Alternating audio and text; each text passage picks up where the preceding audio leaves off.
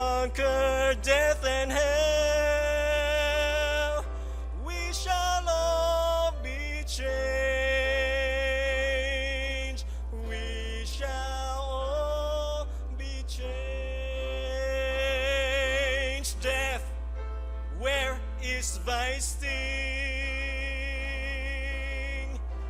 God conquered death and hell. We shall all be changed. We shall all be changed.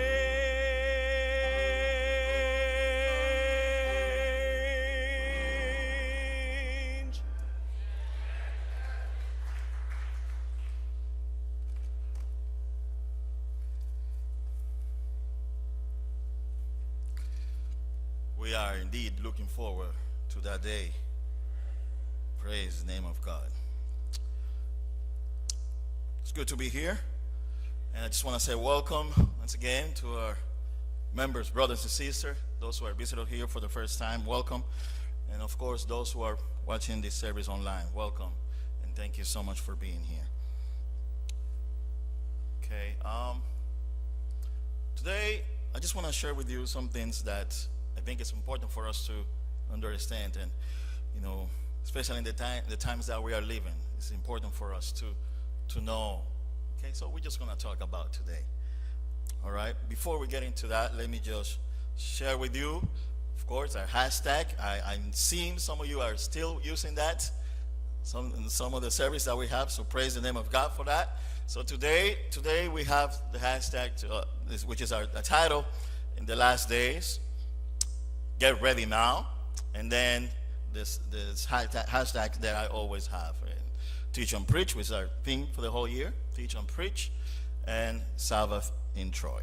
I probably need to get closer because I cannot see quite well from here. Probably it's time for me to change my glasses. So if you don't mind, can I go down, please? You haven't said anything, but thank you.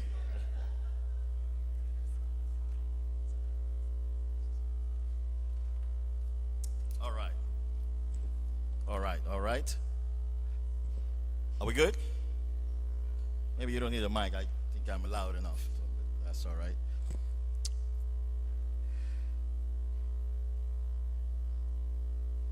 So in the last day, that's our title for today. In the last days. In the last days, what we're going to talk about today?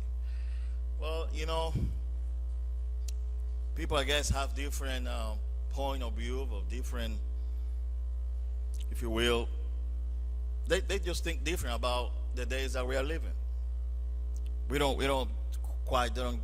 think the same way. We all have different things to say, and it's interesting. And it is a child who asked his grandmother. He asked, "Grandma, were you in the ark?" It's a grandchild asking his grandmother, "Grandma, were you in the ark?" And the grandma said, "Of course not. Of course I wasn't there." And then he said, "So grandma, how do you survive?" See, we think that, especially when I was growing up, I thought that my parents had to live forever. I think that they were so old that they have just been around forever. So when you're 5, 18 sounds old. When you are 18, 40 sounds old. When you're 40, 70 sounds old. When you're 70, 90 sounds old. And when you are 90, nothing sounds old. My grandfather is 98. So I believe that for him, nothing is really old. Now, we have different things when it comes to time. We don't see it quite the same. Many have perception of these being the last days. Others, they don't really care about that. Are we really living the last days? When we talk about that, when we preach about it, when we mention that Jesus is coming again, that we are really living the last day, what people say?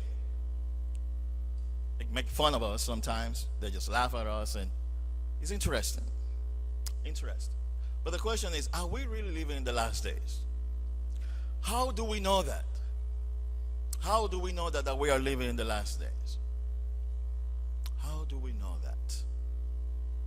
In the last days. Let's pray. Father, today just want to ask once again for your presence, for your guidance.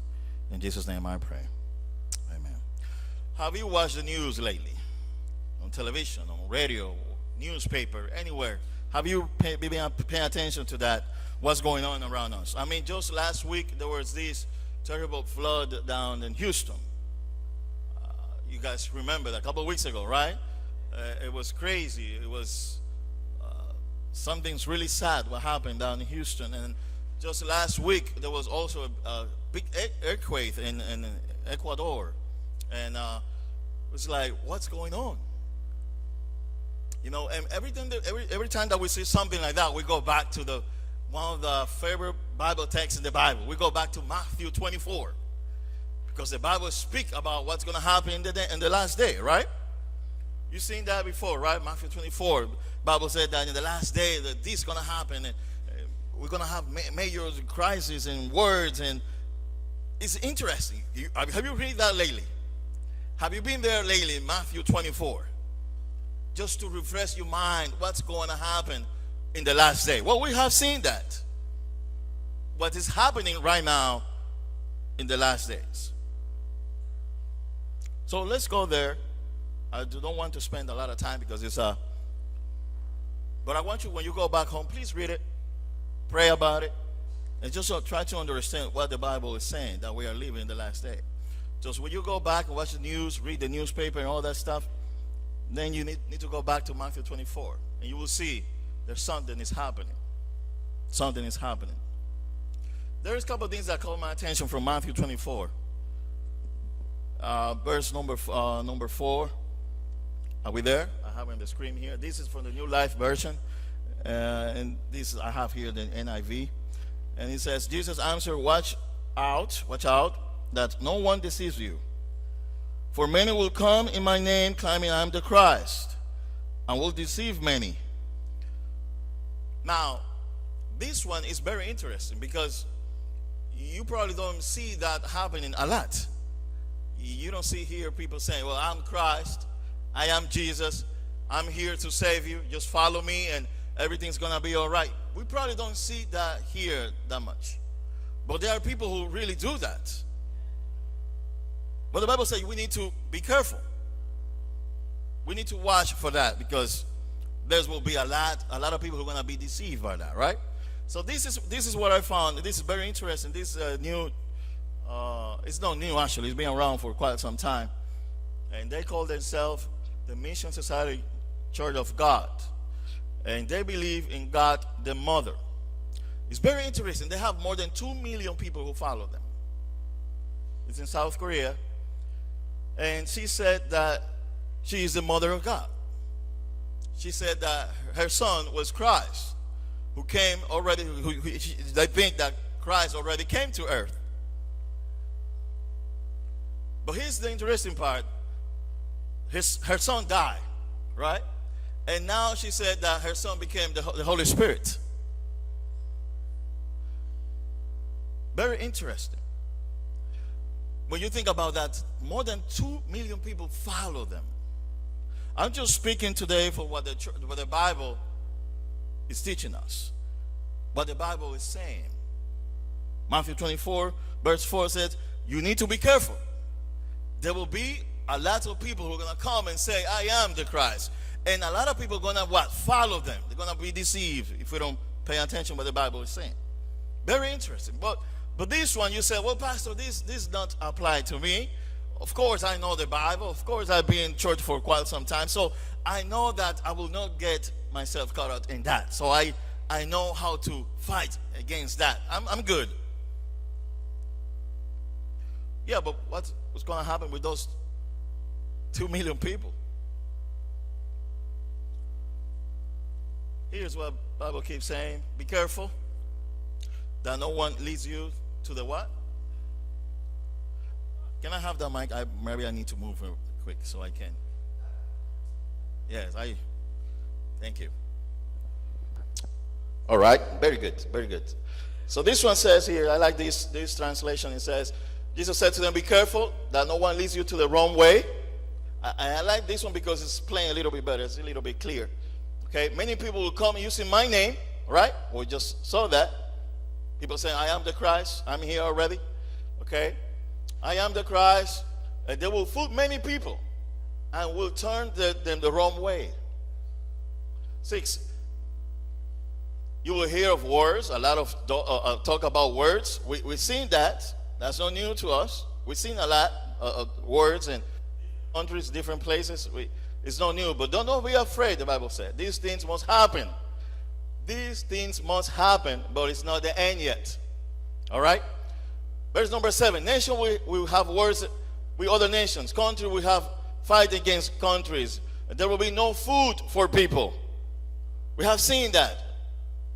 Not only in Africa and some other places where we want to think about it, but here in the States. There's a lot of homeless everywhere. There's no food for them. There will be no food for people. The earth will shake and break apart in different places. We have seen that just last week. We saw that in Ecuador, right? These things are the beginning of sorrows and pains. The beginning of sorrows and pains. So we kind of know all this stuff.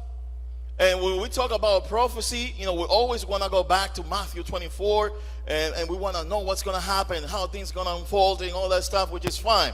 But today I want to look at prophecy from a different standpoint, if you will. Because sometimes I think we pay too much attention of what's going on, what's going to happen, what the Pope is doing. Yeah, I said that, what the Pope is doing. Whereas the Pope Pope went to Cuba. And people get excited about that. And people are talking, oh man, Pope went to Cuba. We have not seen that in history. This is just major. Oh, Jesus is coming soon. The Pope. And you know what Pope is saying? And we pay too much attention to the Pope is saying and what the Pope is doing. What about what Jesus is doing? What about what Jesus is doing? What about is Jesus doing for us right now? I don't care whatever the Pope is doing. What I need to care, what is Jesus is doing for me right now? Most important, what I'm doing for Jesus. Well, the Pope is doing whatever he's doing. Well, that's okay. But what I'm doing for Jesus. What is Jesus doing for me? Let's think about that. So, when you think about prophecy, yes, we're going to think about the events and the major things that's going to happen. That's already happening. That's going on right now. We need to think about that stuff. We're not paying attention to all that. But let's think about prophecy in a different point of view today. Let's look at prophecy from a human aspect. For a human condition, is anything that the Bible said that is happening that describe our condition right now? Is anything that the Bible says that is going to affect us? Well, let's see. It's right there actually in Matthew 24. Look at this. Verse 7 says, nations will have wars with other nations. We've seen that. Countries will fight against countries. Very interesting. And we have slides about that. You've seen that everywhere on the internet. That, is crazy. We have soldiers in different places, dying every year. That's just terrible. We get so sad when we see these things happening. Children is affected. There's children who will never see their parents again because of wars. Their husband and wife that will never get the chance to see each other again. It's happening everywhere in the country. This is happening. This is real. And we know that. Wars. People are killing themselves. But let's think about prophecy for a minute, like I said, from a different point of view. Because we pay attention to this a lot. But what if the war is already happening here? What if war is home? What if people are killing themselves in home? They don't need to leave the United States. They don't need to leave their neighborhood. It's already happening here. Yeah, we've seen, the gangbangers and all this stuff fighting each other. But no, I don't want to talk about that. Let's go a little bit deeper. What is really going on A home. Is any war there? What about this? Is this war? Is this fighting against each other? Yes, it is. Is people killing each other? Yes, it is. Look at this. I don't know if you can read this. But look at this. A woman is more likely to be killed by a male partner or former partner than any other person. About 4,000 women died each year due to domestic violence. I don't know who would like to do the homework, but I would like to challenge you to find out how many of our soldiers died in Afghanistan or overseas or wars. I will challenge you, and I will tell you that there's more women dying here in the States. So wars is already happening here. Look at this. Of the total domestic violence homicides, about 75% of the victims were killed as they attempted to leave the relationship or after the relationship had ended. There are some people who are not willing to let it go. If you are not with me, you're not going to be with nobody else. So the best thing is just to kill you. We're talking about words, people. 73% of male abusers were abused as a child. How many percent? 73% of male abusers were abused as a child. 30% of Americans said that they know a woman who has been physically abused by her husband in the past year. Women of races are equally vulnerable to violence by an intimate partner. On average, their husband or partners in this country murder more than three women every day. So today, as we are having this worship, there's probably 3 women who are going to be dying or already dead in this country. Where is this war taking place? Yeah, we want to look at Afghanistan. We want to look at those places. But what about our home? What about our land? What about our country? What's going on here? It's interesting when you think about this. And the Bible describes how the condition of the human is going to be like in these last days. First Timothy chapter 3, verse 1 through 5. Very interesting, powerful statement from the Bible. Very powerful statement. And the Bible says this is in a New Life version. It says, you must understand that in the last days there will become times of much trouble. There will be times of what? Much trouble. People will love themselves and money. We're talking about our condition right now. We're talking about what's going on today in our society. We're talking what's going on today in our neighborhood. We're talking what's going on today in the United States, in all, basically everywhere in the world. Can I get a little closer? We're talking about what's going to happen or what is happening right now in our church.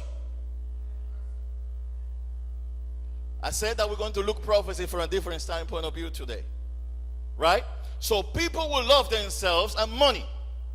They will have pride and they will tell all things that they have done. Do we know people like that? Please don't say amen. I'm just reading the Bible. All right? Just reading the Bible. They will have pride and tell you all the things they have done. They will speak against God. What? They will speak against God. How do you speak against God? We'll get to that in a second. Children and young people will not obey their parents. Hello? Are we here? This is for everybody, brothers and sisters, children and boys, girls. This is for everybody. In the last day, the Bible said that children and young people will not obey their parents. People will not be thankful and they will not be holy. Are we seeing that? Yes. Every day. They will not love each other. What? They will not love each other. No one can get along with them. Oh, I speak to you a couple of weeks ago, well, about a month ago, about sometimes how we try to avoid those people who are mean to us, right? You remember that? And we when we see them in different places, we hide from them. Yes? We remember that? When we see them in the supermarket, we don't want to see who they are. We want to run as fast as we can we don't want them to be seen because they're mean, right? But what if we are the mean ones? What if we are the one who gets trouble and we cause trouble to others? What if we are the one who have the problem with us? They will not love each other, that no one can get along with them. They will tell lies about their others. This is what the Bible is saying. They will tell lies about others. They will not be able to keep from doing things that they know that she do not do. They will be wild and want to be beat and hurt those who are good. What? Are we seeing this? People who speak against God. How will you speak against God? Verse number 4. They will not stay true to their friends. There's no loyalty anymore. Real friendship is not happening like it used to be. People betray each other like nothing. Well, not only to their friends, but what about to their husband and wife? They will act without thinking. Mercy. They will act without thinking. Have you seen that when somebody go? It's very interesting. Every time that I see somebody going to a trial, you know, and they're in front of the judge, and they're asking all these questions, and the first thing that they say, oh, he was not, you know, quiet in his mind, you know, he's not right. We probably had to take him to the mental institution because he don't know what he was doing. I don't know what I was thinking. Have you been there? Have you been there? Be honest now. We're in the Sabbath, in God's house. Be honest. How many times have you said that? I'm sorry, honey, I don't know what I was thinking. I got home late. Honey, I'm sorry, I don't know what I was thinking. But that's nothing, right? But what if you hit your wife? Oh, I'm sorry, honey, I don't know what I was thinking.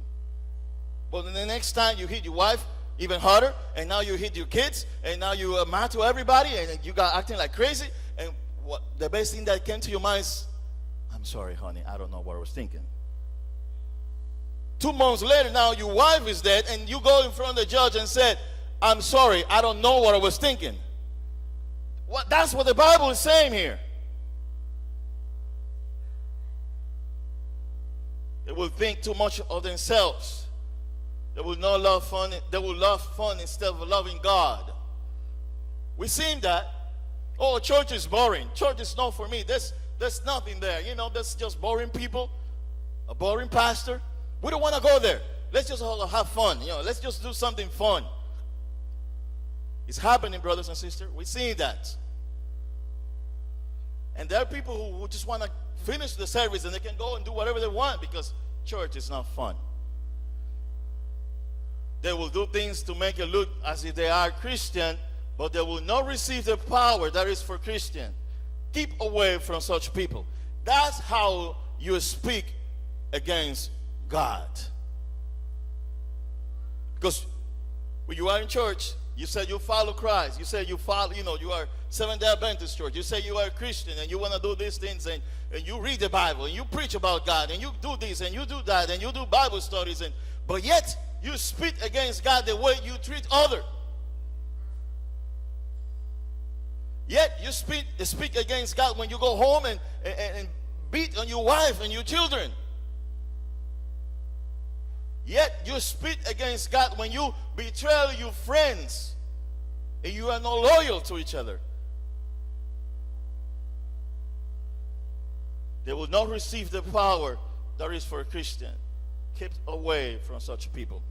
This is what the Bible is saying about us today. This is what the Bible is describing, how the condition is going to be, how we are seeing these people acting like in our society, not only in the neighborhood, but also in church. We're seeing that, and we shouldn't be surprised, because people think that when they come to church, a church is going to be a perfect place, a perfect church. Everything's going to be so beautiful, and everything's going to be so nice, and people are going to get along, and they're going to love each other. It's not real. I know I'm the pastor. I know what I am. I know the pastor of your Troy. But it's not real, brothers and sisters. Why? Because in church, we have all kinds of people. That's what the Bible said. That's what God has called. People from everywhere. And we have to be together. Now will be a time when we have to decide who we're going to follow. So don't get upset if people don't get along with you. It's part of the process. God is not done with you yet. Don't leave the church because people don't look at you and they don't want to be nice to you. Don't worry about that. What you need to worry about is that Jesus is here.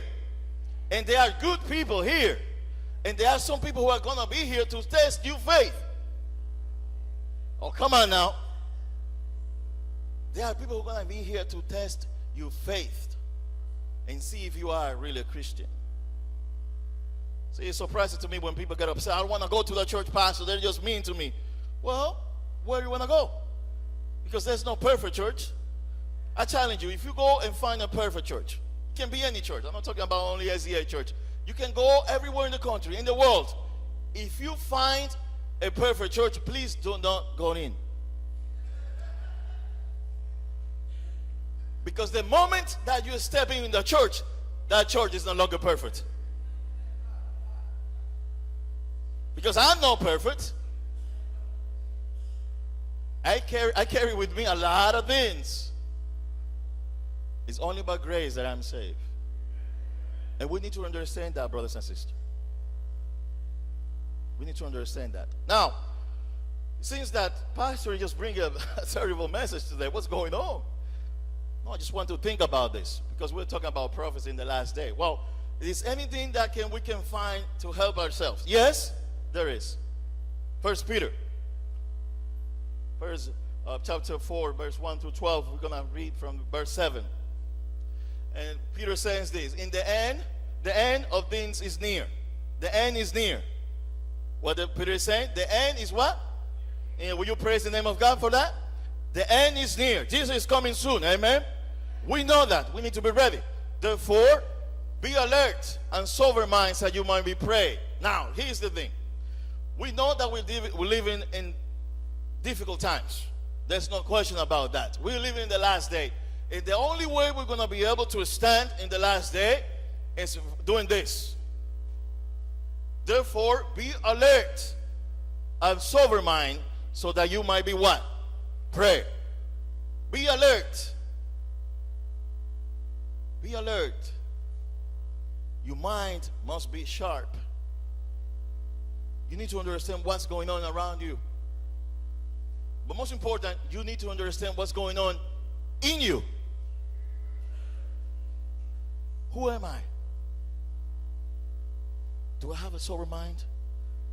Do I pray to God every day? Do I try to get closer to Him? I don't care what the people are saying. It's, let me just get closer to God. Let me walk with Him every day. Let me pray with Him today. Let me just get closer to Him. And listen, we need to pray. We know that. We need to pray. We need to pray and pray. Be alert. Above all, love each other. What the Bible says here, above all, love each other deeply, because love covers a multitude of sins. This is very powerful statement here. Love each other. Love each other. Yeah, love each other even when they're mean to you. Love each other. It's one of the most difficult things to do. Love each other. When people talk about you, love each other. When they look down on you, love each other. They don't want to be nice to you, love each other. They don't like you at work, love each other. They always put down your ideas, love each other. It seems to me that they don't like me because the way I look or the way I dress. Love each other. Well, they don't like me because I keep the Sabbath and I go to church on Sabbath and I do kinds and good things for every. Just love each other. Love each other. It's difficult to do. What's the Bible saying? That in the last day, we need to love each other. In the last day, we need to love each other. And number 9 says, offer hospitality to one another without grumbling. We have to be nice. You have to be nice. If we are living in the last day, these are some of the things that we must show. We need to practice this. And I always said that if we're going to live in heaven, if we are getting ready to go to heaven, we need to practice here the way that we're going to live there. So love each other, brothers and sisters. Pray for one another. Be kind to each other. We are living in the last day. We cannot waste our time. And we cannot mess around with our salvation. Jesus is coming soon. And we need to be ready for that. So we need to love each other. We need to be kind. Each of you should use whatever gift you have to receive to serve others as faithful stewards of God's grace in various forms. We need to do what? Serve. We need to find a way to serve. Very interesting, brothers and sisters, that we are living the last day and we need to pay attention to what the Bible is saying. We need to be ready for the second coming. We need to be ready now. Because we don't know when he's coming, right? What if he's coming tomorrow? What if he's coming today? Well, if I'm ready today, I'm going to be going with him tomorrow. But if I'm going to be ready tomorrow, I should be ready to go with him today. Right? It's not a last minute thing. I need to be ready now. I need to be ready today. I need to be ready now. Let me share with you this quote from Ellen G. White. No man is safe for a day or an hour without prayer. Amen? No man is safe for a day or an hour without prayer. No one. No one is safe for a day or an hour without prayer. He who does nothing but pray will soon cease to pray. The storm is coming. The storm that will try every man's faith or whatsoever it is. It's coming, brothers and sisters. Our faith is going to be tested. Are we ready for that? Believers must now be firmly rooted in Christ, or else they will be led astray by some phrase of error. It will be well for us to spend a couple hours each day in contemplation of the life of Christ. Each day we need to get closer to God. Each day we need to think that we are going home. Every day we need to think about this. We need to pray about this. And we need to stop acting like we're going to be here forever. We better start acting like we're going to go home soon. We should take point by point and let the imagination grasp each scene, especially the closing ones. Can you see Jesus coming? I know you can hear me. Can you see Jesus coming? Have you thinking about this lately? Can you hear the trumpet? Can you see yourself walking with God? Can you see yourself say hi to Adam and Eve and walking around in heaven? Have you imagined that lately? Jesus is coming soon, brothers and sisters. We cannot play around with this fact. We are living in the last days, and we need to be ready now. We need to be ready now. So we need to pray because we are in the last day. We need to love each other because we are in the last days. We need to be kind to each other because we are in the last days. That's what the Bible teaches us. See, we learn so much about prophecy, and we know about prophecy, and we know, the seven seas, and we know the seven churches, and we know, we talk about all these aspects of the Bible, and Daniel 9, and all this, which is wonderful. But at the end of the day, when Jesus comes, I'm not going to ask you, tell me what Daniel 7 it says. Tell me what you know about Revelation 14. He's going to ask you, have you been faithful to me? What do you do when the time is coming and you have to put your faith on trial? What do you do? Oh, let me put a prophecy on you. No, you have to stand and be faithful to God. Have you loved one another? That's the question they're going to ask. Have you loved somebody? Have you lead somebody to Christ just by the way you act? We want to preach and we want to teach people about prophecy and all this stuff, but let's live prophecy in our life. Let's show the world how we live in the last days. And we love each other, and we pray for each other, and we are ready, waiting for Christ to come. Because we're ready now. We don't need to wait until tomorrow. Let's show how we live in the last days. We are here. The last days are already here. What are we going to do? Let's think about that. And let's pray, brothers and sisters, because we know the time is about to be over. We need to be ready now, like I said before. There's some things that we need to do. Like I mentioned, we need to pray. We need to be nice with each other. We need to love each other. We need to think about all this stuff. Of course, this will not help you to be safe and all that stuff, but at least we can try, to organize our steps. There's other things that you need to do, of course. But at least this is a very good point to start. Now, we know that we live in the last day. God revealed to us through Jesus Christ what is going to happen. We know what's going to happen, brothers and sisters. And don't forget that none of us know when our last day is going to be. So we need to be ready every day, all the time. Pray. Be sober. Jesus is coming soon. We are living in the last day. Are we ready for that?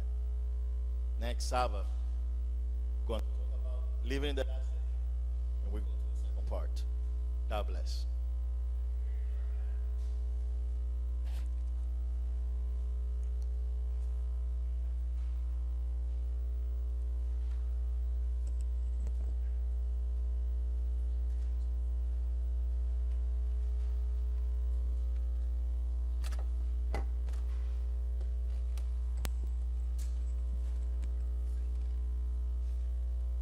For our closing hymnal, let's open to number 604, 604.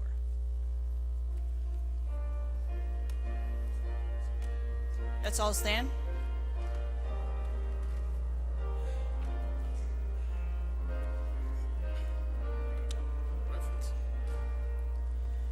We know that the hour of the Master's appearing, yet signs all foretell that the moment is nearing, when he shall return, 'tis a promise most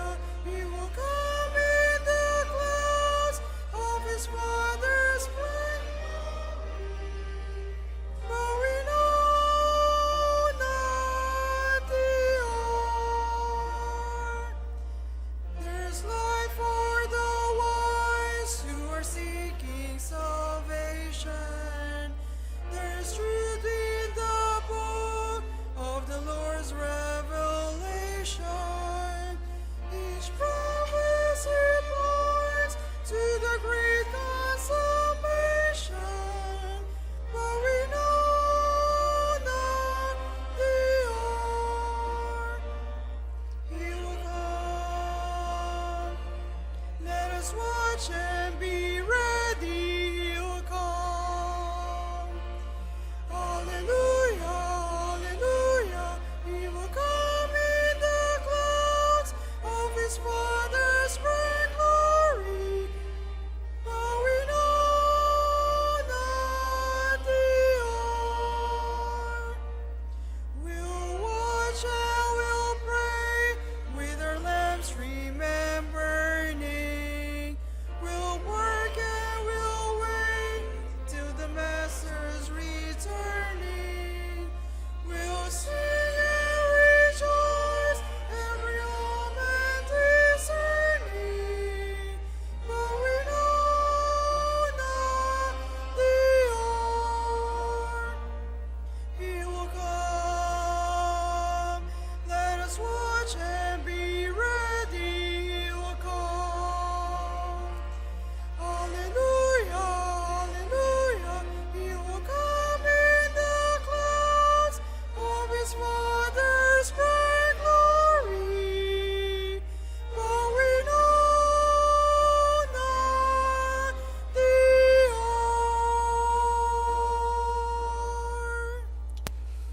hour. Our Father, we cannot wait any longer.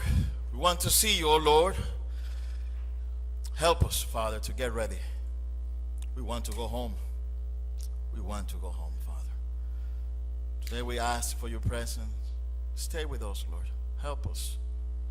Help us to be kind to each other, to love each other, to be a real example of how your children, your sons and daughters, live in the last day. Help us, oh Father. In Jesus' name I pray. Amen. Dismiss us, Lord, with blessings we pray. As from the worship we go our ways, guiding love's compass all through the day. Sing in thy kingdom, thine be the praise.